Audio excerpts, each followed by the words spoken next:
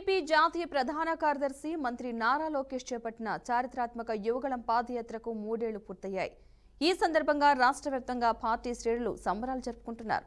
కుప్పం నుంచి ఇచ్చాపురం వరకు 400 రోజులు 4000 కిలోమీటర్లు యువత సమస్యలపై పోరాటమే లక్ష్యంగా సాగిన యువగళం పాదయాత్ర రాజకీయ చరిత్రలో ప్రత్యేక గుర్తింపు సంపాదించింది. ఇక ఇదే విషయంపై మరింత సమాచారాన్ని మా కడప ప్రతినిధి కృష్ణ అందిస్తారు. పార్టీ జాతీయ ప్రధాన కార్యదర్శి నారా లోకేష్ యువగళం పాదయాత్ర మొదలుపెట్టి నేటికి 3 సంవత్సరాలు పూర్తి కావడం జరిగింది. అయితే మొత్తానికి చూసుకుంటే 400 రోజులు 4000 కిలోమీటర్లు పూర్తి చేసుకున్న నేపథ్యంలో పూర్తిస్థాయి అయితే సంబరాలు కూడా నిర్వహిస్తున్నారు రాష్ట్ర వ్యాప్తంగా కూడా. అయితే మొత్తానికి మనతో పాటు కూడా కడప జిల్లా యువత కూడా మనతో ఉన్నారు. వారిని కూడా మరిన్ని విషయాలు తెలుసుకుందాం. అన్న చెప్పండి, యువగళం పాదయాత్రలో మీ యొక్క పాత్ర కూడా ఇచ్చేసుకున్నారు. అయితే పూర్తిస్థాయి అయితే యువగళం పాదయాత్రలో మీ అనుభూతి ఎలా ఉంది? మాకు ఈ రోజుకి 3 సంవత్సరాలు పూర్తి చేసుకున్న ఒక యువగళం పాదయాత్ర మాకు చారిత్రాత్మకమైన రోజు. మేము పండగ జరుపుకునే రోజు ఈరోజు. యువగళం పాదయాత్ర చేపట్టినటువంటి లోకేష్ బాబు గారి తాతగారైనటువంటి ఎన్టీ రామారావు గారి యొక్క ఆశయాలతో, తండ్రి గారైనటువంటి చంద్రబాబు నాయుడు గారి యొక్క మన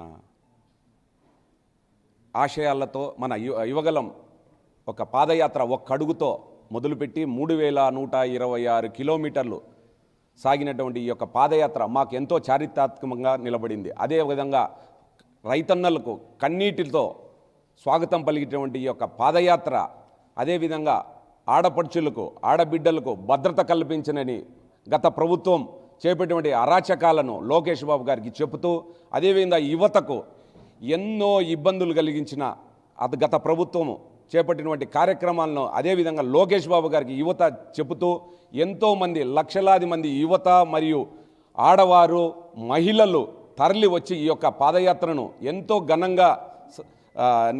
ఘనంగా చేపట్టారు. అదేవిధంగా లోకేష్ బాబు గారు జమ్మలమడుగులో అడుగుపెట్టిన రోజు నుంచి మన కడప జిల్లా పూర్తయ్యేంత వరకు మా యువత ముందుండి మేము నడిపించాము. అదేవిధంగా పాదయాత్రలో కూడా మేము పాల్గొన్నాము.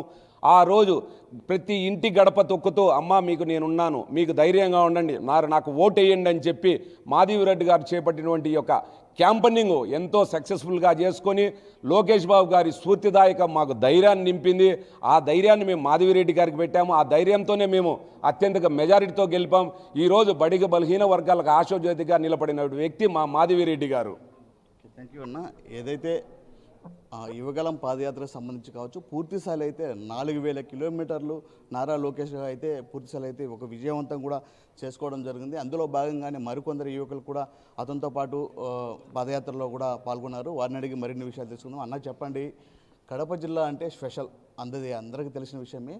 పూర్తిస్థాయి అయితే 4000 కిలోమీటర్లు ఒక ఎత్తు అయితే కడప జిల్లా పాదయాత్ర ఒక ఎత్తు, దానిపైన మీరేమంటారు? జనవరి 27వ తేదీ కుప్పం నియోజకవర్గంలో ఆయన పాదయాత్ర ప్రారంభిస్తానే అడుగడుగున అడ్డంకాలు, ఆంక్షలు, నిర్బంధాలతో ఆయన పాదయాత్ర కొనసాగడం జరిగింది. కుప్పం నియోజకవర్గం దాటి పలమనేరు నియోజకవర్గానికి ఎంటర్ అయిన నిమిషమే ఆయన ఏదైతే స్పీకర్లు ఉన్నటువంటి వ్యాన్ ఏదైతే ఉందో ఆ వ్యాన్ను నిర్బంధించడం జరిగింది. ఆ రోజు స్వయాన మేము కూడా అక్కడే ఉండడం జరిగింది. అప్పుడు ఉన్నటువంటి డిఎస్పీ గారు అక్కడ ఉన్నటువంటి వ్యాన్కు పర్మిషన్ లేదని చెప్పి తీసుకోవడం జరిగింది. నారా లోకేష్ గారు స్టూల్ తీసుకొని పోయి మాట్లాడితే స్టేజ్కి పర్మిషన్ ఇవ్వకపోతే ఆయన ఒక స్టూల్ ఎక్కి మాట్లాడితే ఆయన స్టూల్ లాక్కోవడం జరిగింది. అది కాకుండా చిన్న హ్యాండ్ మైక్ ఒకటి తీసుకొని క్యారీ చేస్తూ హ్యాండ్ మైక్లో అందరితో మాట్లాడడానికి ప్రయత్నిస్తే హ్యాండ్ మైక్ కూడా లాక్కోవడం జరిగింది. ఇలా నిర్బంధాలతో మొదలైన పాదయాత్ర చిత్తూరు జిల్లా దాటి అనంతపురం జిల్లా దాటి కర్నూలు జిల్లా నుంచి కడపకు ఎంటర్ అయ్యే సమయంలో కడప జిల్లా ఒక ప్రత్యేకమైన జిల్లా.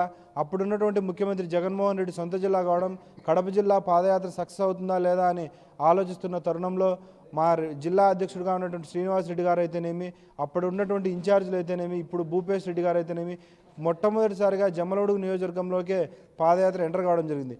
ఆ రోజు ఉన్నటువంటి ఒక వేవ్ చూస్తే, కడప జిల్లాలో స్వాగతం పలికిన తీరు చూస్తే ఆ రోజే రాష్ట్రం ఉన్నటువంటి ప్రజలందరికీ కూడా తెలిసిపోయింది.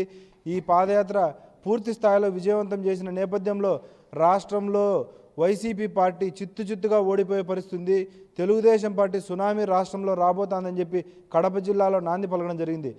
ఇది మొత్తానికి చూసుకుంటే ఏది ఏమైనప్పుడు కూడా పూర్తిస్థాయి అయితే యువగళం పాదయాత్ర ఒక చారిత్రకం అని కూడా అనుకోవచ్చు. అయితే మనతో పాటు మరికొందరు కూడా ఉన్నారు. ఆరునాడు కూడా మరిన్ని విషయాలు తెలుసుకుందాం. అన్న చెప్పండి, యువగళం పాదయాత్రలో కడప ఒక స్పెషల్గా ఇదైంది. అయితే మొత్తానికి కడప నియోజకవర్గం నుంచి కూడా పూర్తిస్థాయి అయితే ఈ యువగలం పాదయాత్ర కూడా ఒక ప్రత్యేకంగా కూడా అతన్ని ఆహ్వానించారు. అయితే పూర్తిస్థాయి అయితే ఈ యువగలం పాదయాత్ర సక్సెస్కి కారణం చాలా ఉన్నాయని కూడా అనుకోవచ్చు. ఇది ఒక చరిత్ర కూడా అనుకోవచ్చు. దీనిపైన మీరేమంటారు?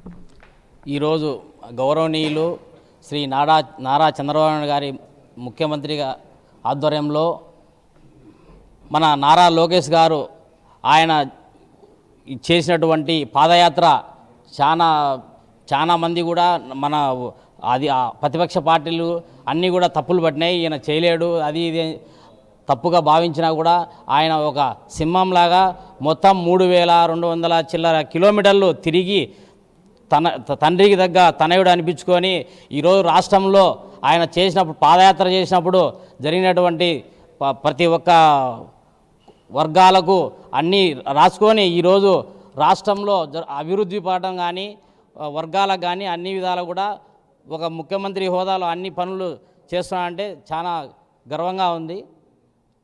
నారా లోకేష్ గారు ఈ పాదయాత్ర పూర్తి చేసుకునే సందర్భంగా శుభాకాంక్షలు. Thank you.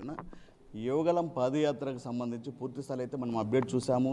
ఏదైతే 3 సంవత్సరాలు పూర్తి చేసుకొని అయితే ఈ కార్యకర్తలు కావచ్చు, అదేవిధంగా రాష్ట్ర వ్యాప్తంగా కూడా సంబరాలు కూడా నిర్వహిస్తున్నారు. ఈ తరుణంలో చూస్తే యువగలం పాదయాత్ర సక్సెస్కి పూర్తిస్థాయి అయితే ప్రజలందరూ కూడా సహకరించారు. అదేవిధంగా ఒక యూత్ ఐకాన్గా కూడా యువగలం రథసారథి లోకేష్ నిలిచారని కూడా పూర్తిస్థాయి అయితే మనకు తెలుస్తుంది. కెమెరామ్యాన్ మధుతో కృష్ణ, బీఆర్కే న్యూస్, కడప జిల్లా నుంచి.